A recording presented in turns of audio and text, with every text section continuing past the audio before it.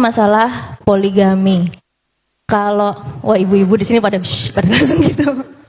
Kalau yang saya tahu, yang saya yakini dari dulu, manusia itu kan diciptakan berpasang-pasangan. Lalu Hawa itu diciptakan dari tulang rusuknya Adam. Nah ini kalau masalahnya poligami, lalu kalau nikahnya sampai 4, itu sisanya yang misalnya namanya Siti, apa Susi, apa Santi, itu tulang rusuknya dari mana itu Pak Ustadz?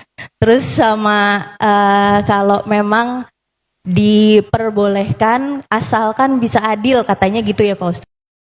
Ini kalau menurut Al-Quran sendiri, adil itu tolak ukurnya seperti apa Pak Ustadz? Karena kan kadang-kadang kalau Rasulullah mungkin kita tahu untuk adil pasti bisa, nggak mungkin nggak gitu kan. Tapi kalau suami yang manusia biasa, kadang istrinya aja setiap kali ngeliat mukanya istighfar gitu kan, banyak-banyak istighfar. Terus dia mau poligami, itu gimana caranya Pak Ustadz ngomongnya? Baik. Makasih Pak Ustadz. Pertama, bahwa hadis tentang khuliqatil mar'atu min dila', perempuan diciptakan dari tulang rusuk, bermakna kiasan. Tulang rusuk melindungi jantung atau jantung melindungi tulang rusuk? Tulang rusuk yang melindungi jantung. Perempuan itu tulang rusuk, laki-laki itu jantung. Maka perempuan yang melindungi laki-laki. Makanya dalam Quran disebut hunna libasul lakum wa antum libasul lahun. Perempuan menjadi pakaian bagi laki-laki, menutupi segala cacat, aib dan kekurangannya. Maka tulang rusuk menjadi pelindung bagi laki-laki. Nah, jadi jangan dipahami tekstual lalu sebelum menikah minta surat catatan dokter berapa yang hilang tulang rusuknya. Nah, saya nggak mau nikah sama kamu, tulang rusukmu hilang 3, berarti bini kau 3 katanya. Ini yang pertama. Yang kedua, Nabi Muhammad SAW menikah dengan Khadijah monogami 25 tahun. Monogami, istri tunggal. Baru poligami sekitar 10 atau 12 tahun. Mana yang lebih lama dalam kehidupan Nabi? Monogami atau poligami? Nampak jawaban serentak. Monogami. 3. Ayat tentang turun fankihu ma tabalakum minan nisa'i masna, nikahilah perempuan 2, wa thulasa, nikahilah 3, wa ruba', nikahilah 4. Ayat itu nyuruh nambah atau mengurangi?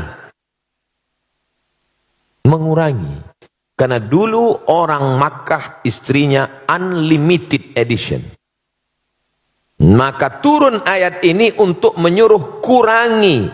Maka yang saat itu bininya 10, dia pilih-pilih, setelah fit and proper test, delete 6. Tinggalkan 4. Ayat ini dulu mengurangi, bukan menambah. Yang keempat, bahwa dalam Islam poligami adalah solusi emergency door. Karena ini kalau tidak dibuka pintu sebelah kiri ini, pesawat akan meledak. Nah, makanya ada di satu daerah seorang pergi kondangan, istri tua, istri muda bisa jalan. Maka orang heran, kenapa? Itu kok bisa gitu? Itu istri mudanya itu yang meminangkannya istri tuanya. Ditanya orang, betul ibu minangkan? Iya. Kenapa ibu pinangkan? Daripada aku mati katanya. Ini suamiku ini 300 tenaga kuda ini kata dia. Ini solusi emergency door. Ada di sebagian orang, ada di sebagian tempat, dan sekarang banyak orang lebih mau, mas kamu mau selingkuh lah. Yang penting seksnya sehat. Oh, tak bisa begitu. Dalam Islam ada aturan agama yang menjaga keselamatan. Islam itu datang menjaga 5. Hifzul akli, menjaga akal. Jangan pakai sabu-sabu, narkoba. Hifzul nafs, menjaga diri. Jangan bunuh diri, haram. Hifzuddin, menjaga agama. Jangan kotori akidah. Hifzul mal, menjaga harta. Jangan riba, jangan mencuri, jangan merampok, jangan merampas. Hifzul ard, menjaga kehormatan, jangan caci maki, olo-olo, ejek. 5, menjaga. Kalau dengan poligami bisa menjaga, lanjutkan. Tapi justru menghancurkan, jangan. Oleh sebab itu maka ini dia tidak kaku seperti besi, dia seperti karet. Ini yang saya sebutkan ini adalah pertimbangan-pertimbangan bagi yang sudah siap-siap untuk setuju menandatangani materi 6.000. Karena semua laki-laki ini tidak akan bisa menikah tanpa izin istri pertama. Sudah dilindungi oleh Negara Kesatuan Republik Indonesia. Ibu-ibu jangan takut, jangan khawatir. La takhaf, jangan takut. Wala tahzan, jangan sedih. Takbir.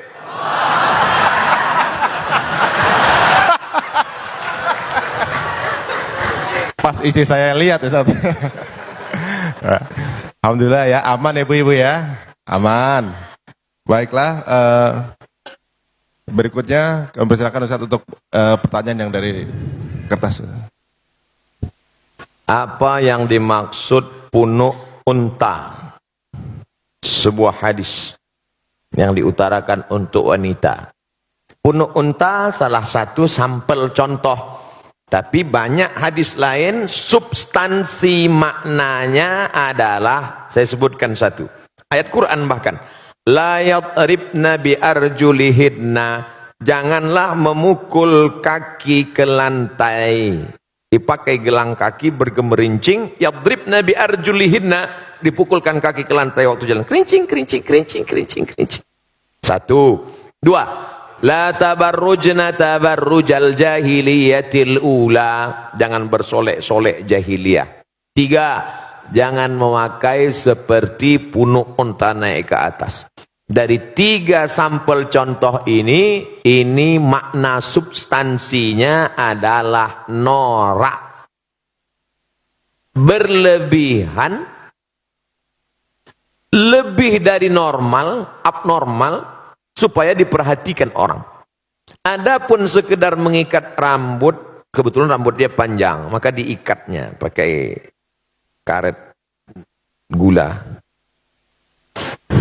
diikatnya. Lalu kemudian ketika dia pakai jilbab agak menonjol sedikit, ya nggak apa-apa. Tapi sengaja dipakai tinggi ke atas supaya ketika dia lewat semua wow. Jadi jangan ditangkap sampelnya, tapi yang diambil adalah substansinya. Karena sekarang banyak orang, perempuan, tidak seperti punuk onta, tapi noraknya lebih daripada punuk onta. Pahami ini dengan baik. Tentang masalah gemerincing di lantai, tidak ada lagi. Tentang solek jahiliyah, tidak lagi. Tentang punuk onta, tidak. Dia selamat dari 3 kasus contoh. Tapi substansi noraknya masih bertahan. Maka hukumnya dia tetap kena. Intinya, wajar-wajar saja. Kau diperhatikan orang bukan norakmu, tapi karena prestasimu. Kau diperhatikan orang bukan karena make upmu, tapi karena cahaya bekas wudukmu, karena tahajudmu memancar. Ini kan ingin mencari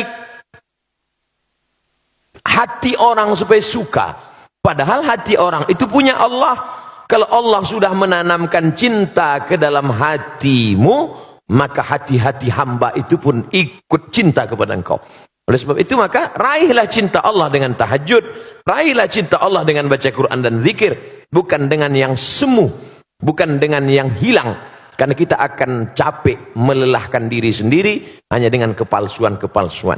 Kenapa dia bercahaya wajahnya? Bekas wudhu, Masya Allah. Emang saya tayamum.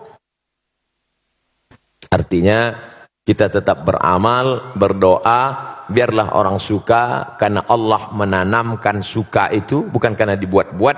Karena sesuatu yang dibuat-buat, kita akan lelah, capek sendiri. Normal saja, apa adanya.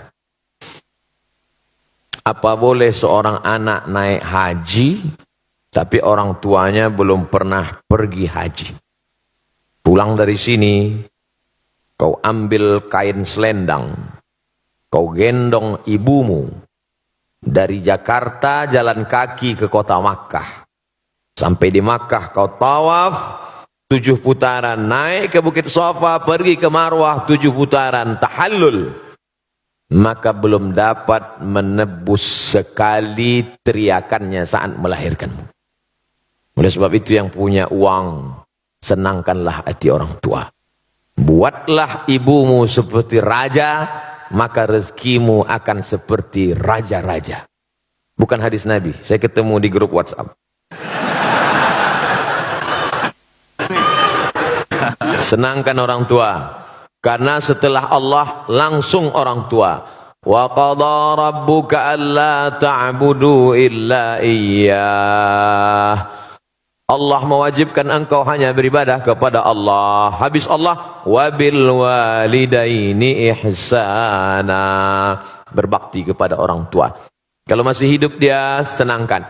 Tapi saat tidak beruntung, saat sangat sayang pada ibunya, tapi ibunya sudah meninggal dunia, saat datang menjumpai Nabi SAW, ya Rasulullah, ummi matat, makku, ibuku, ummi sudah meninggal dunia. Apa atasaddaqu anha, kalau saya bersedekah pahalanya sampai tidak ke almarhumah? Kata Nabi, tasaddaq, sedekahlah wahai Sa'ad. Ayu sadaqatu afdal, apa sedekah yang paling afdal? Kata Nabi, saqiyul ma, memberi air minum. Idzan ahfiruha. Saat itu juga, saat ngobrol dengan Nabi itu, langsung saat pergi menggali sumur, wakafkan untuk almarhumah ibunya. Sudah meninggal dunia. Maka yang masih hidup, esok hari libur, awakkan makanan kesukaannya, belikan pakaian yang paling indah, tunjukkan kertas, mama, sudah kami daftarkan ONH. Alhamdulillah, tapi baru bayar DP 5%. Doakan supaya rezeki kami halal, berkah. Saya sudah banyak berjalan, jauh berjalan, banyak dilihat, lama hidup banyak dirasa. Di balik kesuksesan orang-orang besar itu saya lihat, saya perhatikan, rupanya di ruang kamarnya ada gambar ibunya. Rupanya saat dia kata sambutan bercerita tentang ibunya, rata-rata kebesaran orang-orang hebat itu berawal dari doa ibu. Ayah juga luar biasa. Ummuka, ibumu. Ummuka, ibumu. Ummuka, ibumu. Saat Nabi ditanya, ayyun nas, man ahaqqun nas bi husni suhbati, siapa orang yang paling layak mendapatkan baktiku? Ummuka. Setelah itu abuka, bapakmu. Oleh sebab itu maka kalau masih hidup dia senangkan. Bisa memberangkatkan dia haji, Allah akan ganti berpuluh-puluh kali kau akan bisa ke tanah suci Makkah Al-Mukarramah, insyaallah. Ini masih ada satu lagi. Masih ada, Ustaz. Tapi menyambung yang dijelaskan Ustaz barusan, ada pertanyaan dari Oke Agustina, bagaimana apakah mendoakan ibu yang sudah meninggal tapi beda agama dibolehkan atau tidak? Nanti doanya katanya nggak sampai. Maka nastighfaru Ibrahim li abihi illa am mau'idatin wa'adaha iyyah. Nabi Ibrahim memohonkan ampun doa untuk bapaknya Azar yang beda agama itu hanya sekedar janji saja. Karena dia dulu pernah berjanji. Waktu Ibrahim mengajak Azar, nama bapaknya Azar, hai ayahku Azar, sembahlah Allah. Apa kata Azar? La illam tantahi, kalau kau tidak berhenti menceramahi aku, la arjumannaka, akan ku lempar kau pakai batu, wahjurni maliya, tinggalkan aku. Apa kata Ibrahim menjawab? Sa'astaghfirulaka rabbi, aku akan mintakan ampun engkau kepada Allah. Dia sudah janji, dan janji adalah hutang. Falamma tabayyana lahu annahu aduwwul lillah, setelah jelas bagi Ibrahim bahwa bapaknya itu musuh Allah, tak beriman kepada Allah, tabarra'a minhu, dia melepaskan diri, artinya tak dia doakan. Kalau masih hidup boleh didoakan, dalilnya Nabi mendoakan Allahumma hdi qaumi fa innahum la ya'lamun, berikan mereka hidayah karena mereka tak tahu. Tapi kalau sudah meninggal dunia, doanya, kuserahkan hambamu ini kepada engkau ya Allah. Allah maha kuasa untuk berbuat sesuka hatinya. Innama amruhu iza arada syai'an ayakula lahu kun fayakun. Tapi kalau dia masih hidup, jangan pernah berhenti berdoa. Pakai bahasa Indonesia, ya Allah berikan hidayah, bukakan pintu hati supaya mati dalam keadaan la ilaha illallah Muhammadur Rasulullah sallallahu alaihi wasallam. Ini nampaknya udah kartu kuning. Saya baru mu'allab 3 bulan. Alhamdulillah. Antum saudara saya dalam la ilaha illallah. Saudara kandung pun, orang tua kandung pun belum tentu bisa menolong. Tapi saudara saya bisa menolong. Sekarang nggak tinggal dengan orang tua karena pastinya nggak setuju. Di rumah sholat nggak bisa, ngaji nggak bisa. Tinggal di luar ngekos. Apakah ini bisa dibilang durhaka Pak Ustadz? Supaya bisa ngaji, sholat dan lain-lain saya harus tinggal di luar. Pertanyaan ini sepertinya sedang mengajarkan Abdul Somad dan kita semua betapa kita selama ini tak mensyukuri nikmat bisa ngaji, bisa sholat, tapi nggak ngaji dan nggak sholat. Harus ngekos hanya untuk ngaji dan sholat. Kadang banyak yang kita sangka tak nikmat, padahal kita sudah dapat nikmat besar. Baik, saya jawab. Wa in jahadaka ala an tusyrika bima laisa laka bihi ilmun. Kalau orang tuamu itu memaksamu untuk mempersekutukan aku, kata Allah, fala tuti'huma, jangan kau patuh pada mereka berdua. Ini dalil engkau boleh ngekos, saudaraku.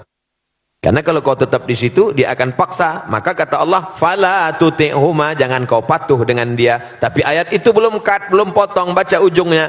Wa sahibhuma fid dunya ma'rufa.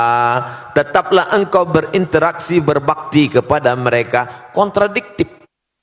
Bagaimana mungkin saya sudah tinggalkan rumah tapi saya tetap silaturahim?